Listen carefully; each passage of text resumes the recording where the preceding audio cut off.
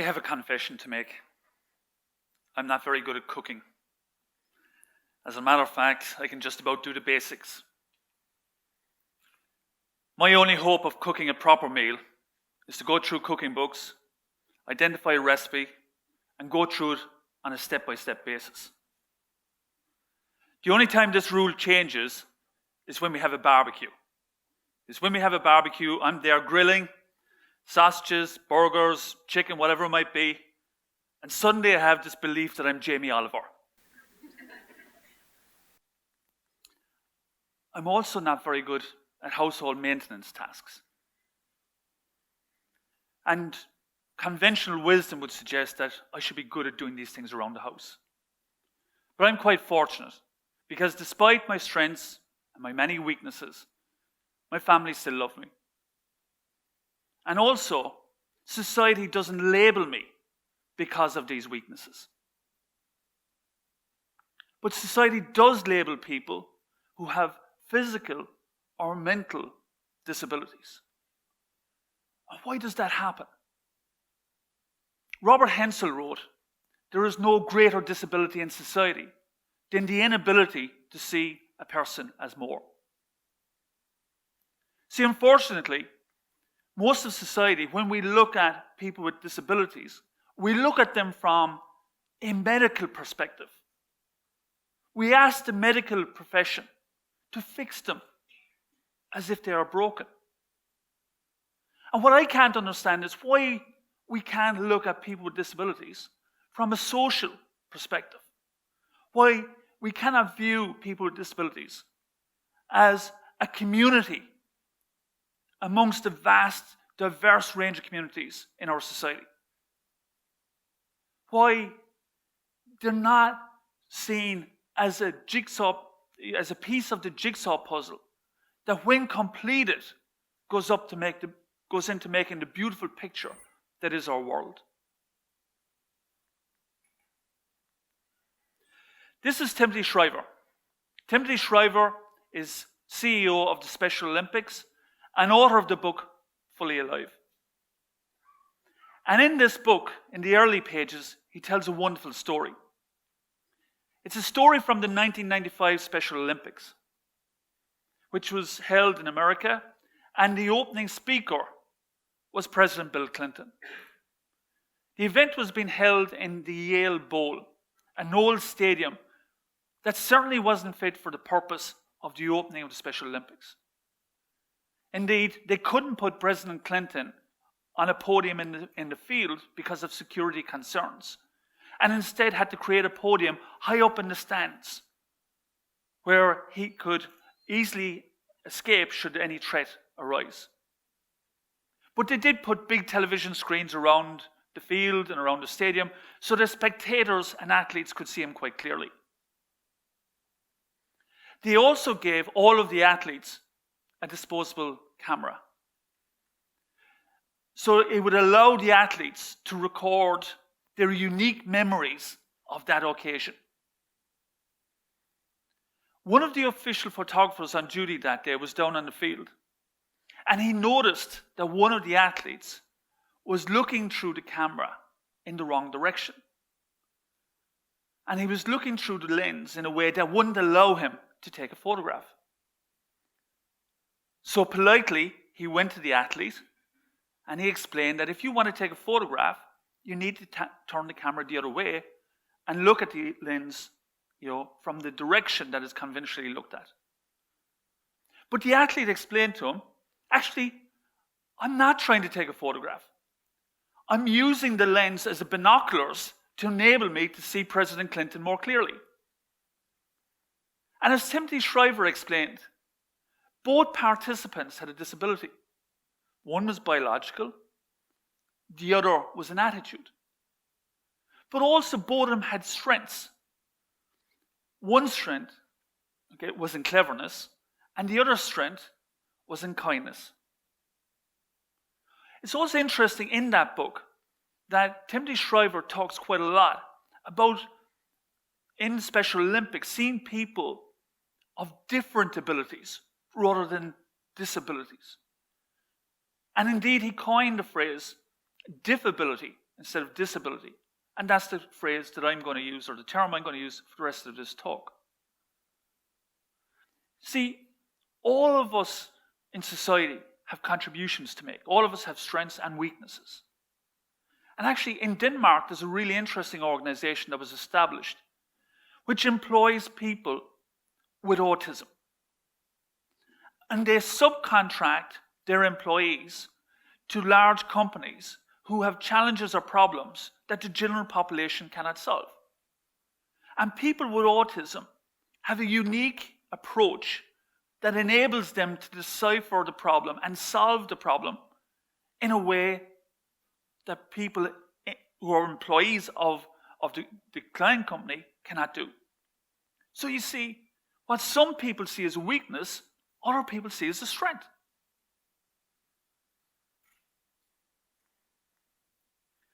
There are over 1 billion people in this world with disabilities. That's 15% of the world's population. In Ireland, over 500,000 people have a disability. That's approximately 13% of the population. Now, those numbers surprise many people. But then, as a friend of mine said to me, when I think of people with disabilities, it's only what is visually apparent to me. He didn't recognize that there are many different types of difabilities: physical, mental, intellectual, sensory, developmental, cognitive. He also didn't appreciate that approximately 70% of people with disabilities acquire them during their lifetime as opposed to being born or natural.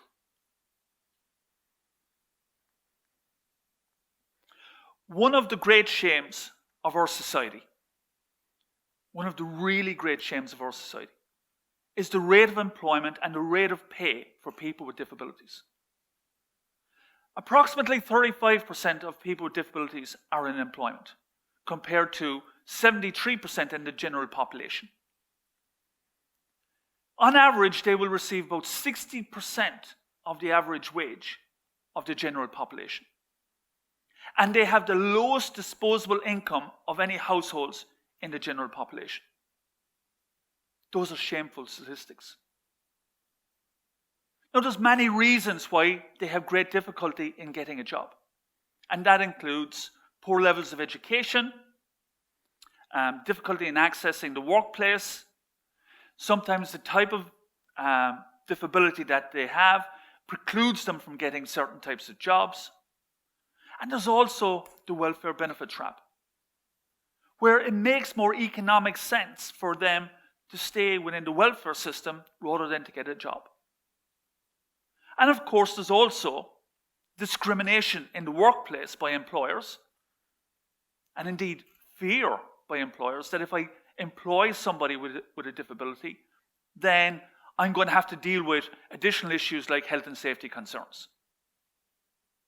Now, what's also really interesting is that when we think about employment for people with disabilities, very rarely do we give any consideration to self-employment. I have spent the past decade working with a wide range of disadvantaged and underrepresented communities. And I can absolutely assure you that of any community I have worked with, people with disabilities suffer more in terms of the options open to them for self-employment. And let me be quite clear on this. I'm not talking about this regard to Ireland. I'm talking about this internationally. The range of options and the notion of tailored or customized programs available to people with disabilities to start up their own business is minimal internationally. And when I talk to enterprise agencies about this, they say, but Tom, our door is open to everyone. We treat everyone the same. Well, our door is open to everyone will work as a policy if people know your door exists, or if they can access through it, because very often they're in locations where people with disabilities can access. And the notion that we treat everyone the same is actually incorrect, because they have additional and distinctive challenges that the general population don't face. Let me give you an example. Jean, young girl, mid-20s, okay, in a wheelchair, second level education, came to me looking for advice and help on setting up her own business. Because she'd been through a succession of low-paid jobs and couldn't secure permanent employment, and figured, you know what, I'll start my own business. And maybe I'll start the business helping people with disabilities. So we started talking through the challenges that she faced. And they included the fact that she'd been through a succession of low-paid jobs, meant that she never had managerial experience, which would be quite helpful in self-employment. Because there were low-paid jobs, she wasn't able to save enough money to have seed capital to start her business. Because she was in low-paid jobs, her credit rating was low, and she would have difficulty in getting finance from the banks or a microfinance agency. Because of her disability, she didn't tend to go to network events, and therefore her network of contacts were quite low. She was also concerned about, given that fact that she was in a wheelchair, then meeting potential suppliers, potential customers would be quite difficult for her. And the biggest concern she had was that if I start my own business, the risk that I am taking in moving away from the welfare benefit situation and the potential loss of a medical card or housing benefit and other necessary benefits that she receives means that the risk is huge. Now, she had to face up to all of those challenges in addition to the usual challenges of starting any business. And yet, there is no tailored or customized support available to her in this country or in most countries globally. So my idea that I want to share with you is, why can't we create and develop entrepreneurship programs that are tailored and customized for people with disabilities? And these can happen locally, nationally, or regionally. Now, before you say that's the responsibility of enterprise agencies or that's the responsibility of a disability organization, can I say that you're wrong? Right? This is all of our responsibilities, because any of us can be a catalyst or a supporter of this idea. See, my idea is I want to create an online, tailored, customized program for people with disabilities, where the content and its delivery will be tailored particularly to their needs. It would be populated by content, okay, lectures, PowerPoint presentations, okay, video lectures, webinars, and some workshops tailored to their specific needs. But it couldn't be done alone, because you would also need the support of enterprise agencies, disability organizations. You would need a bank or a microfinance agency to come on board to offer soft loans or grants. You would need an IT company who could offer support in terms of assistive technologies. You would need business network organizations who would offer mentoring support. But if you think about that, okay, putting all of that together, okay, is possible at a local, regional, or national level. And it's something that any of us can become involved in and help to create. And once you start getting a number of programs through, what begins to happen is that you can create a network of entrepreneurs with disability. And these networks can understand or appreciate that they're not alone.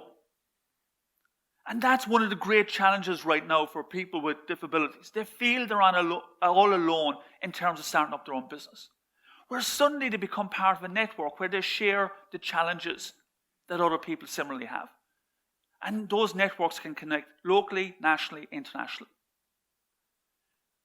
You see, if we make this idea happen, then we will enable 15% or up to 15% of the world's population or our local population to maximize their economic and social potential.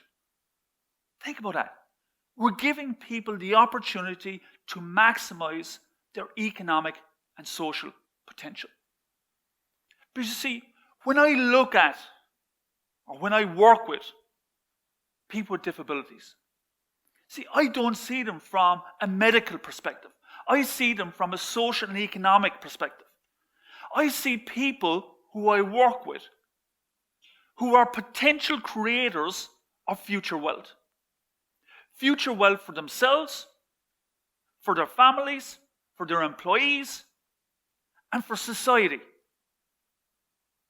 You see, as Robert Hensel also wrote, God took my disability and turned it into disability. Thank you.